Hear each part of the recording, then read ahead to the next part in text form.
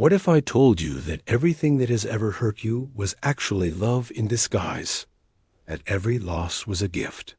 That every painful experience was God's way of bringing you closer to your true nature? This sounds impossible, even cruel. But Rumi discovered the secret that transforms suffering from meaningless pain into sacred transformation. Once you understand this secret, you'll never see your difficulties the same way again. But first, let me acknowledge something. If you're watching this video, chances are you've experienced real pain. Maybe you've lost someone you loved. Maybe you've been betrayed by someone you trusted. Maybe you failed at something that mattered deeply to you. Maybe you're struggling with illness, financial hardship, loneliness, or depression. These experiences hurt. They're not abstract philosophical concepts. They're lived realities that have shaped who you are.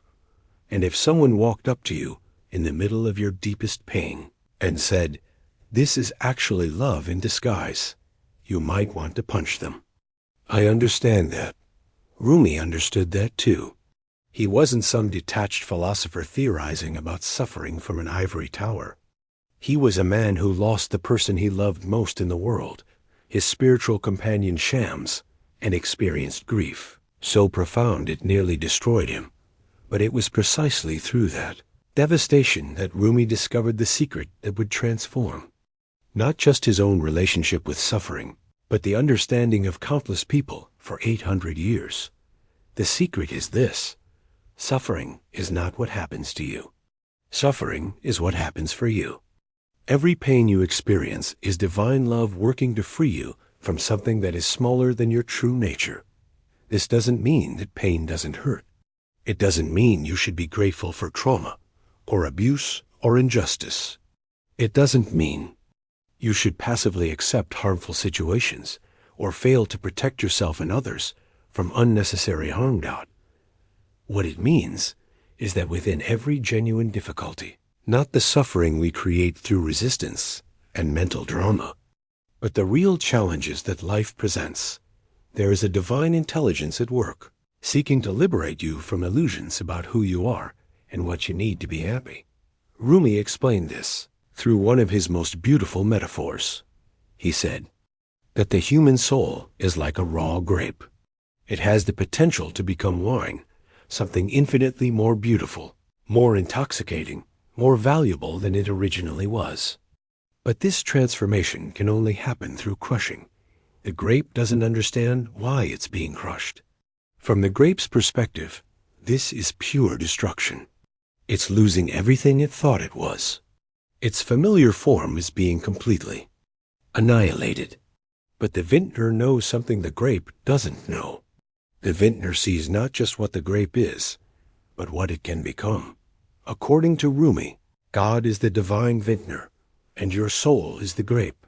Every crushing experience, every loss, every failure, every disappointment, every heartbreak is the divine process of transforming you from something good into something transcendent. But here's what most people miss about this teaching. The crushing isn't punishment. It's not because you're bad or wrong or need to be taught a lesson. The crushing happens because you're so valuable that God is willing to sacrifice your temporary comfort for your eternal fulfillment. Think about it this way.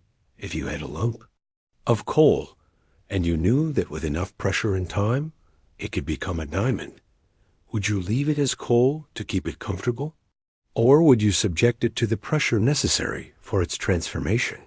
This is why Rumi said that suffering is actually a sign of divine love, not divine abandonment. The more potential you have for spiritual beauty, the more pressure you might experience. Not because God wants to hurt you, but because God wants to reveal the diamond that you truly are. But this raises an important question. If suffering is divine love in disguise, why does it feel so terrible? Why doesn't it feel like love?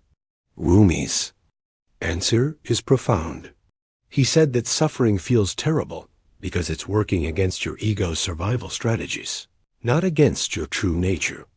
Your ego, that false sense of self that believes it is separate from God, separate from others, separate from love, has built its entire identity around things that are temporary, fragile, and ultimately illusory. Your ego identifies with your success, your relationships, your health, your reputation, your plans for the future. When life threatens or removes these things, your ego experiences this as death. And in a sense, it is death. The death of false identifications that were keeping you from recognizing your true nature. This is why the same experience that devastates the ego can simultaneously awaken the soul. The loss that your ego experiences as the end of the world, your soul might experience as the beginning of freedom. Rumi experienced this directly when Shams disappeared from his life. At the ego level, this was pure agony. Rumi searched frantically for Shams, wrote desperate letters begging him to return, traveled to distant cities hoping to find him. The loss felt like being torn in half, but at the soul level, something else was happening.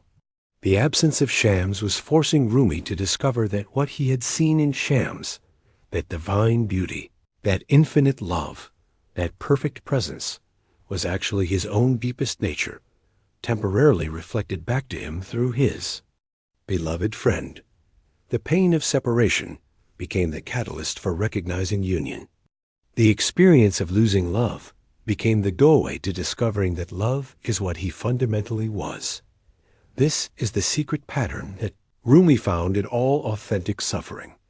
It removes what you think you are so that you can discover what you actually are.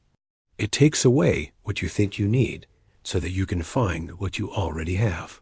It destroys your strategies for finding God so that you can recognize that you never lost God. But this transformation doesn't happen automatically. Pain by itself doesn't create wisdom. Suffering by itself doesn't generate love. The raw experience of difficulty can just as easily lead to bitterness, cynicism, or despair. What makes the difference is how you meet the suffering. Do you resist it completely, spending all your energy trying to avoid or escape the pain? Do you identify with it completely, believing that your suffering defines who you are?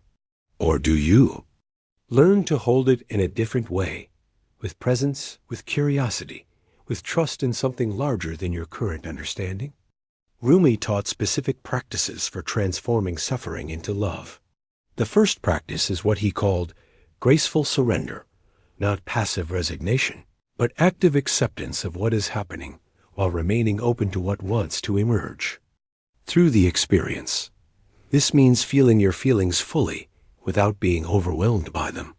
It means grieving your losses without losing touch with the love that made the loss painful in the first place. It means acknowledging your fear and anger and confusion while also staying connected to the part of you that is larger than these temporary states.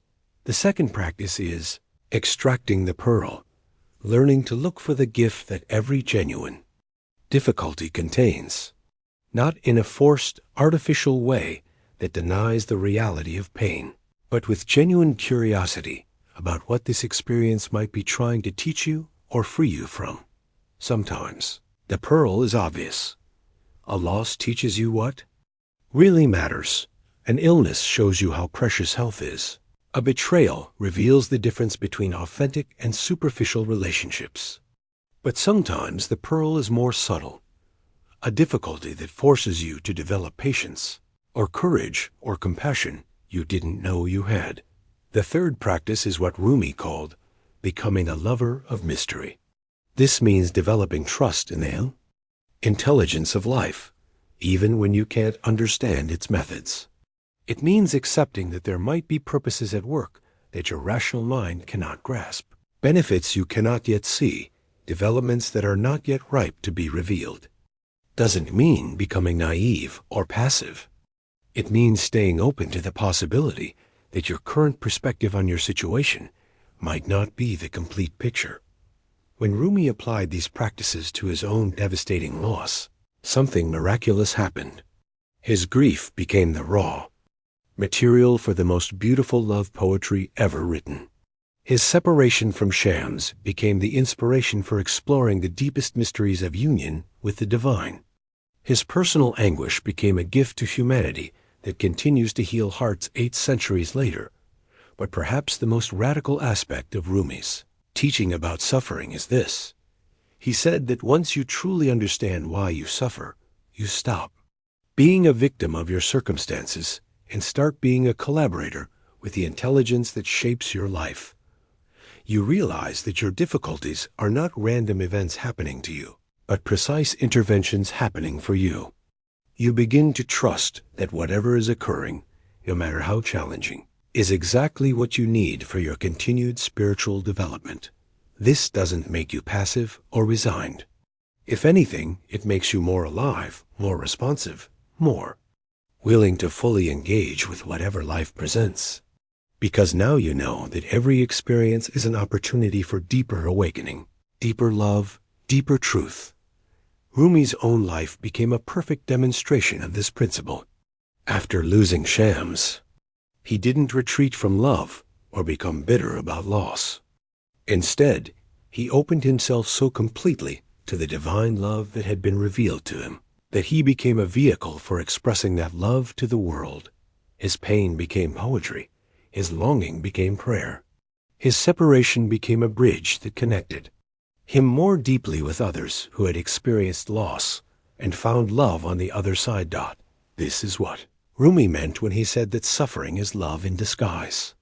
Not that the pain itself is pleasant, but that pain is often the wrapping paper around the most valuable gifts life offers: deeper compassion, greater wisdom, stronger faith, more authentic love. The difficulties you've experienced haven't been punishments or mistakes. They've been invitations to discover capacities within yourself that you didn't know existed.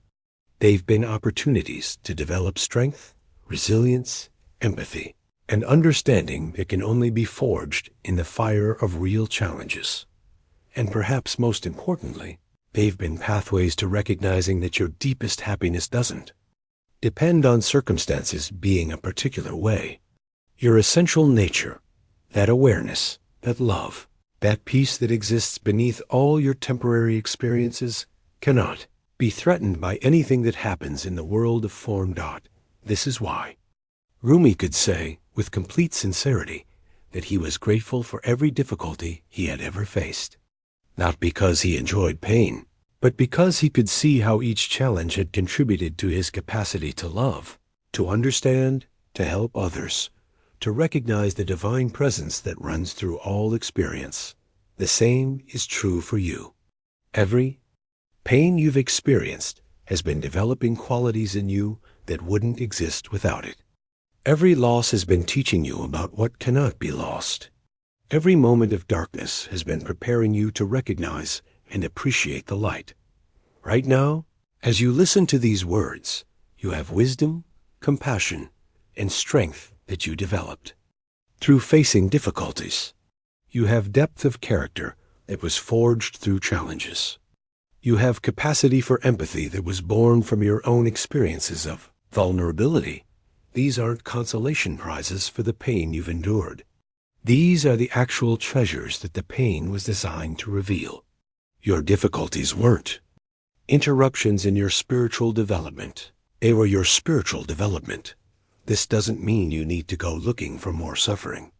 Life will provide whatever experiences are necessary for your continued growth without any effort on your part. What it means is that you can start to meet whatever arises with the understanding that there is a loving intelligence at work, even in circumstances that your mind cannot immediately understand. Rumi's final message about suffering is this: the goal is not to avoid pain or to transcend it, but to discover the love that is using pain to reveal itself to you. Every wound is a place where love is trying to enter. Every loss is a space where something greater wants to be born. Every difficulty is love in work clothes, even when you can't recognize its face. The next time life presents you with a challenge, remember Rumi's secret. Ask yourself, what is this experience trying to free me from? What quality is it inviting me to develop? What aspect of love is it trying to reveal? Your suffering has never been meaningless. It has always been love in disguise, working tirelessly to transform you into the magnificent being you are always meant to be. And when you can finally see this, when you can recognize the loving intelligence that has been guiding your entire journey, that recognition itself becomes the end of suffering and the beginning of a love affair with life that nothing can destroy. This is Rumi's gift to you, the understanding that turns your greatest pain into your most profound teacher, your deepest wound into your strongest medicine, your most devastating loss into your most beautiful awakening. Everything that has hurt you was preparing you for everything that will heal you. Everything that broke you was making space for everything that will make you whole. This is why you suffer. This is why it's perfect. This is why it's love.